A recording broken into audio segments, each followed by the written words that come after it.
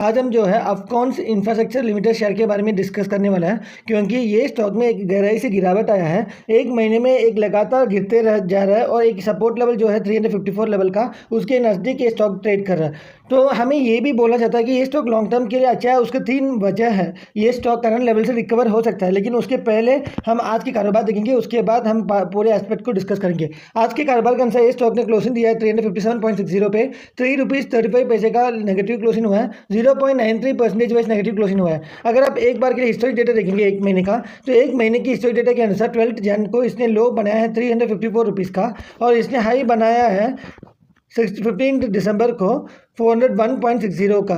तो 401.60 एक अच्छा रेसिस्टेंस लेवल है। जब तक ये स्टॉक 401.60 के ऊपर क्लोजिंग नहीं देगा, अगला टारगेट जो है 450 और 480 लेवल पे ये स्टॉक नहीं जाएगा। और अगर आप इसका लो देखेंगे, हमने ऑलरेडी बताया था कि 12 जनवरी को इसने लो बनाया है ₹354 का। तो एक इम्पॉर्टेंट सपोर्ट लेवल है। अगर ये सपोर्ट लेवल ब्रेक होता है तो ये स्टॉक 328 लेवल तक वापस जा सकता है। मुझे नहीं लग रहा ये सपोर्ट लेवल ब्रेक होगा। अगर ब्रेक होता है तो 328 लेवल तक जा सकता है। आप एक बार एग्जिट करके री एंटर कर सकते हैं।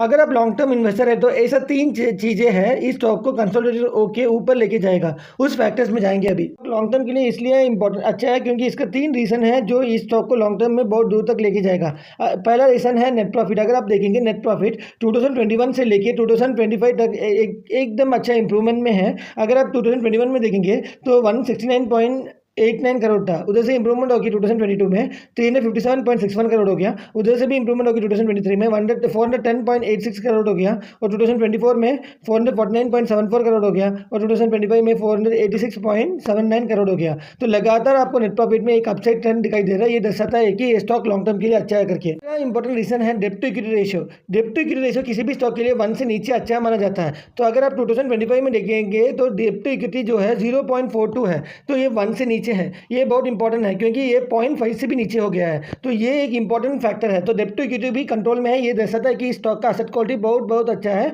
और लॉन्ग टर्म के लिए परफेक्ट है करके। तीसरा इंपॉर्टेंट रीजन है रिजर्व एंड सरप्लस। अगर आप बैलेंस शीट में देखेंगे रिजर्व एंड सरप्लस को ईयर ऑन ईयर बेसिस में एक अच्छा इंप्रूवमेंट दिखाई दे रहा है। 2024 में रिजर्व एंड सरप्लस 3255 करोड़ था, उधर से इंप्रूवमेंट होकर 4892 करोड़ हो गया। लगभग आपको 1600 करोड़ का इंप्रूवमेंट जो है रिजर्व एंड सरप्लस में दिखाई दे रहा है। ये दर्शाता है कि ये कंपनी अगर लॉस में गया तो भी इस स्टॉक को रिबाउंस करने के लिए इसके पास रिजर्व एंड सरप्लस एक अच्छा क्वांटिटी में है, जहां से इसका यूटिलाइज कर सकता है। ये सारे फैक्टर जो है इस स्टॉक को बहुत आकर्षित बनाता है। इसलिए हमारा मानना है आपके पास अगर 1 साल का टाइम है तो ये स्टॉक जो है कंसोलिडेट होकर 600 लेवल तक जा सकते हैं। 2027 जून तक 600 लेवल तक जा सकता है। अगर 2027 जून तक आप पेशेंटली वेट करेंगे तो